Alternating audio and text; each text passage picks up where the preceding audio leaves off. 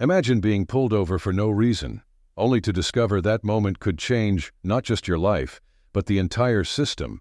What happens next will leave you speechless and challenge everything you thought you knew about justice.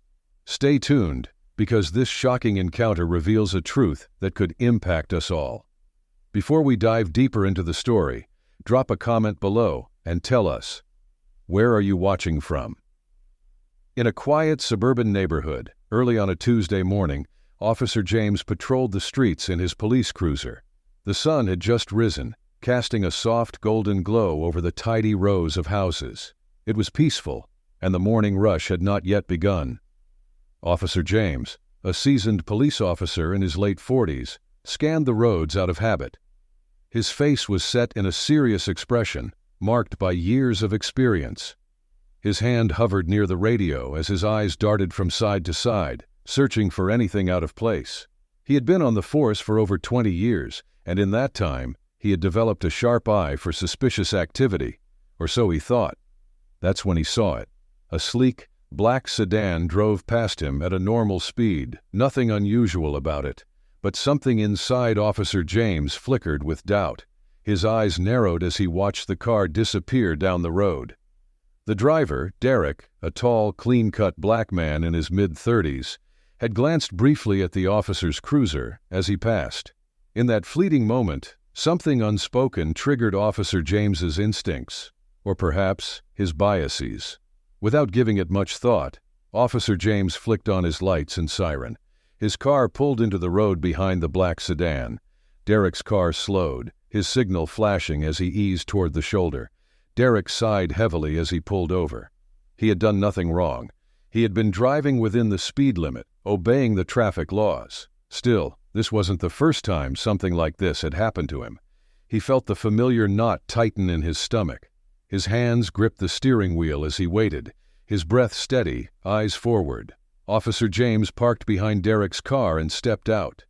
His boots made a soft thud as they hit the pavement. His hand rested on the holster at his side, a casual but deliberate move, as he approached the driver's side window. "License and registration," Officer James said curtly, not offering a reason for the stop.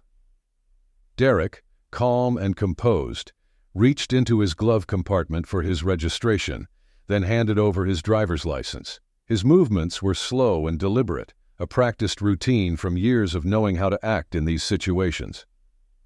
"May I ask why I was pulled over, officer?" Derek asked, his voice steady but respectful. Officer James barely glanced at the documents before responding, "I'll be asking the questions here." Derek bit his lip, his patience wearing thin, but he didn't want to escalate the situation. Instead, he nodded silently, hands still resting on the steering wheel. His eyes flickered to the rearview mirror, watching Officer James as he walked back to his patrol car without offering any explanation. Back in his cruiser, Officer James ran Derek's license through the system. He had no real reason to pull the man over, but he wasn't ready to admit that to himself. He stared at the computer screen, waiting for any hint of wrongdoing that could justify the stop. But nothing came up. Derek's record was spotless. No tickets, no violations, not even a parking fine. His frustration began to build. The officer drummed his fingers on the dashboard, feeling uneasy. He couldn't pinpoint what had prompted him to pull Derek over in the first place. Maybe it was the car, too expensive for someone like him. Maybe it was the way Derek had glanced at him. Too casual, too self-assured. A flicker of doubt crossed Officer James's mind, but he pushed it aside. Meanwhile, Derek sat in his car, watching through the side mirror as cars passed by. He knew what this was. He had heard stories like this from friends, colleagues, even on the news, but nothing prepared him for the humiliation that came with it. He wasn't a criminal. He wasn't even speeding. Yet here he was, sitting on the side of the road, being treated like a suspect for no reason other than his skin color. Minutes passed and Officer James remained in his cruiser, still trying to find something, anything, that would justify the stop. His brow furrowed in concentration as he rechecked the information on the screen. There was nothing. Taking a deep breath, he opened his car door and walked back to Derek's window. Derek's eyes met his, calm but questioning. "Is there a problem, officer?" Derek asked again, this time a little more firmly. Officer James hesitated, his authority faltering for just a second. He was supposed to be in control here, but the longer he stood there, the more he realized he had no real reason to be. His mind scrambled for something to say, but the words stuck in his throat. "Just checking a few things," Officer James muttered, looking down at Derek's documents once more, as if hoping to find something new that hadn't been there before. But there was nothing. The silence between them grew heavy, filled with the tension of what remained unsaid. Derek sighed, the weight of the situation sinking in. He had been here before, in this exact moment of tension, waiting for a reason to be given, a justification for the treatment he knew was unjust. But this time, something felt different, and it wasn't long before that difference would change everything. Officer James, feeling the weight of the silence and Derek's unwavering composure, turned on his heel and walked back to his patrol car, still uneasy. There had to be something, some small piece of information he had overlooked. He sat in his cruiser, staring at the screen, his mind racing. This wasn't how it was supposed to go. In a last-ditch effort, he decided to dig deeper into Derek's background. He typed Derek's name into a broader database, hoping to find something, anything, that would validate his instincts. And then suddenly, something came up. Officer James froze as the information loaded onto the screen. His eyes widened, and his heart skipped a beat. There, on the screen, was Derek's full name, profession, and a detailed biography of his accomplishments. Derek wasn't just an ordinary man driving through town. He was a prominent civil rights lawyer, one who had built a reputation fighting cases of racial discrimination, particularly in law enforcement. Officer James stared in disbelief at the screen, the irony of the situation crashing down on him like a tidal wave. Derek wasn't just another driver. He was someone who had spent his entire career fighting against the very thing Officer James had just done, racial profiling. For a moment, Officer James sat in stunned silence, his eyes fixed on the screen. He knew exactly who Derek was now. He had seen him on television, read about him in the local news. Derek had successfully sued police departments, held lectures about justice reform, and was deeply respected in legal circles. The pit in Officer James's stomach grew as he realized the magnitude of his mistake. What would happen if Derek chose to escalate this? His career could be at stake, his reputation destroyed. The shame of his actions began to sink in. He had acted out of bias, without reason, and now he was face to face with a man who had dedicated his life to challenging those very injustices. Officer James's hands trembled slightly as he reached for the door handle, dreading the confrontation that was to come. Walking back to Derek's car, Officer James's face was pale. His usual commanding posture had softened, and for the first time in years, he felt the full weight of guilt pressing on his shoulders. The reality of what he had done, what he had been doing for years, hit him harder than he ever expected. Derek's eyes followed the officer as he approached, sensing that something had shifted. The tension that had been building in the air was palpable. When Officer James arrived at the window, he struggled to meet Derek's gaze. His voice was no longer curt, but softer, almost hesitant. I ran your information and, it seems like you're Derek Evans," he said, almost stumbling over his words. "I didn't realize who you were." Derek remained silent for a moment, processing the officer's words. He didn't flinch, didn't react in anger or surprise. Instead, he simply nodded, understanding the subtext of what Officer James was trying to say. "It shouldn't matter who I am, officer," Derek said calmly, his voice firm but free of malice. "Whether I'm a lawyer or anyone else, the way you treated me today was wrong." Officer James winced at Derek's words. He knew they were true. He had no defense, no justification for his actions. He had been caught, not just by Derek, but by his own conscience. There was no excuse for what he had done. I know," Officer James muttered, his voice low, almost ashamed. "I made a mistake." Derek's gaze softened slightly. But he remained resolute. "This isn't just about a mistake. It's about how you see people, people like me. You pulled me over without cause, without even thinking twice. This happens to people every day. And most of them don't have the platform or the voice to challenge it." Officer James felt the words like a punch to the gut. He had always thought of himself as a fair officer, someone who did his job with integrity. But today, he was forced to confront the truth. His biases had guided his actions, and that realization left him feeling hollow. "I'm sorry," Officer James whispered, finally looking Derek in the eye. It was a rare moment of vulnerability for the officer, a man who had spent decades hiding behind his badge and authority. Derek nodded, but didn't let the conversation end there. "It's not enough to just apologize, officer. You need to understand why this happened, and more importantly, how to change it. This isn't about me, it's about what you do going forward." For a moment, there was silence.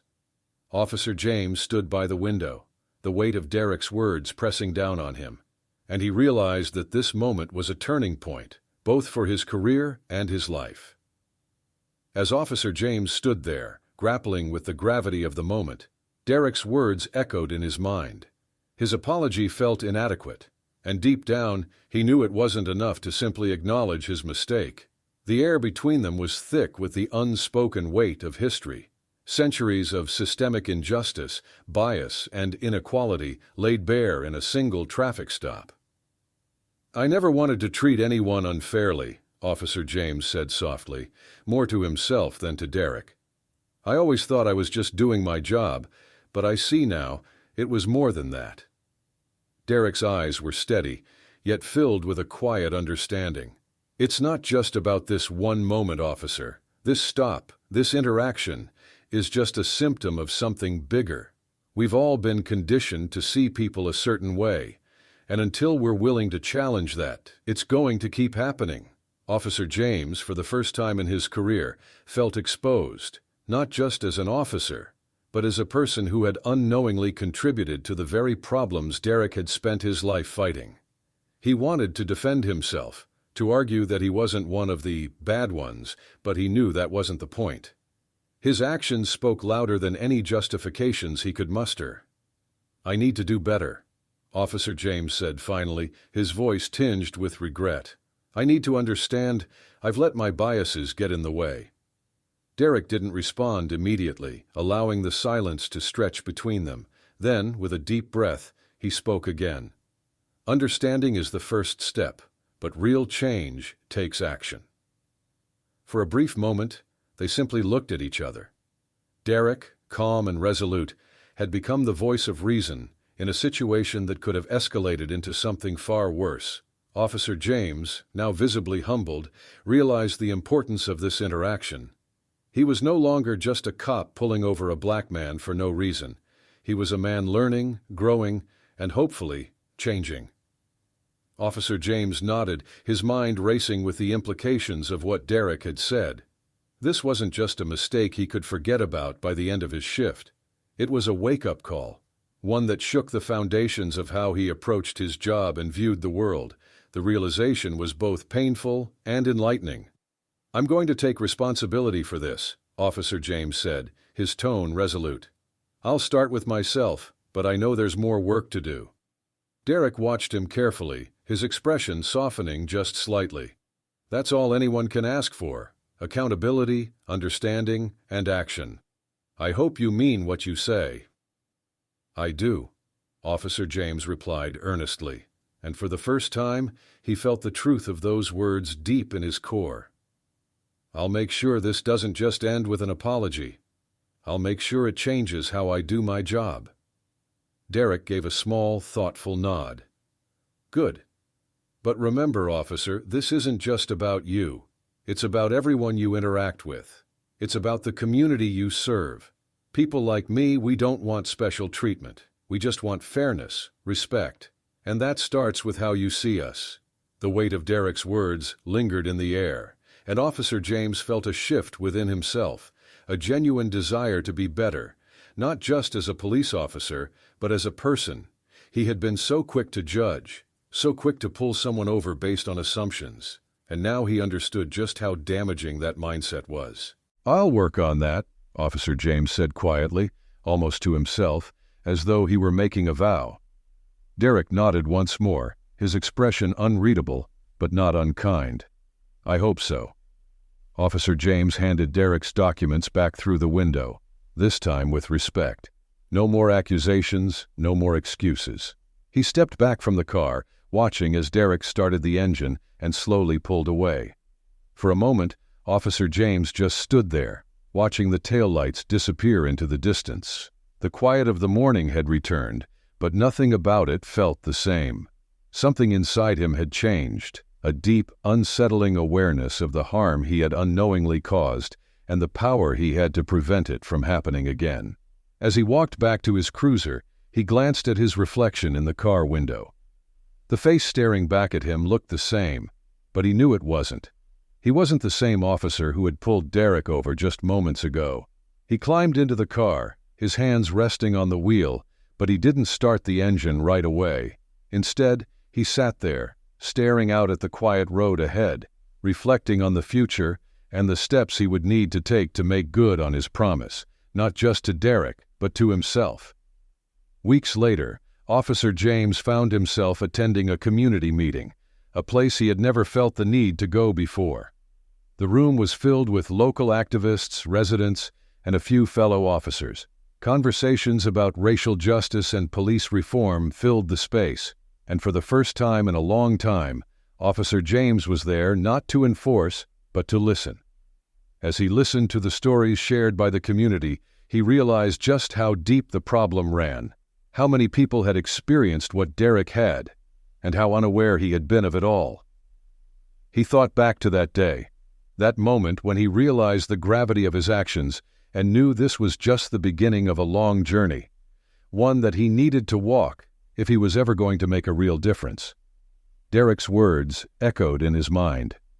Real change takes action. And for Officer James, that action had already begun. Months had passed since the day Officer James had pulled over Derek. The memory of that encounter lingered with him, not as a point of shame, but as a constant reminder of the need for growth and awareness. Every shift he worked from that day forward carried new meaning. He was more mindful now, not just of his actions, but of the unconscious biases that had once guided him. Officer James had taken steps to change, not just within himself, but within his department. He had joined the department's initiative to address racial profiling and advocated for mandatory bias training for all officers. It wasn't easy. Many of his colleagues didn't see the need for it, didn't understand what James had come to learn, but he persisted, driven by the realization that the system needed to change from the inside. He thought about Derek often, the way he had handled the situation with such grace and wisdom. Derek had taught him something that day, something far more important than the procedural rules James had followed for years. It was a lesson in humanity, in understanding the real impact of his badge and uniform on the lives of those he swore to protect. And it wasn't just James who had changed. His interaction with Derek had sparked a ripple effect within the department.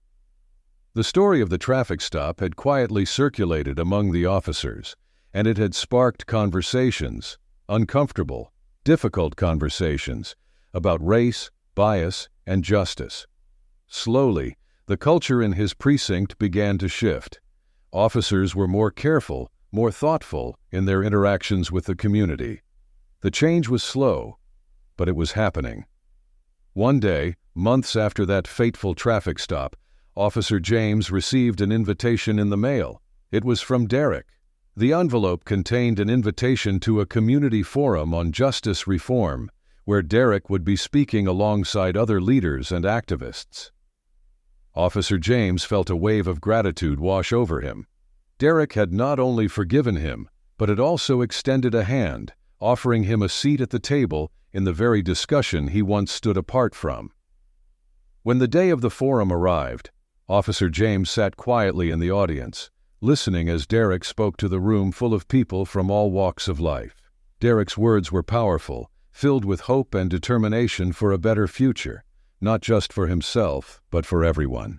And as James sat there, surrounded by a community he had once seen from a distance, he realized that this was what true change looked like. It wasn't just about one apology, one moment of reflection.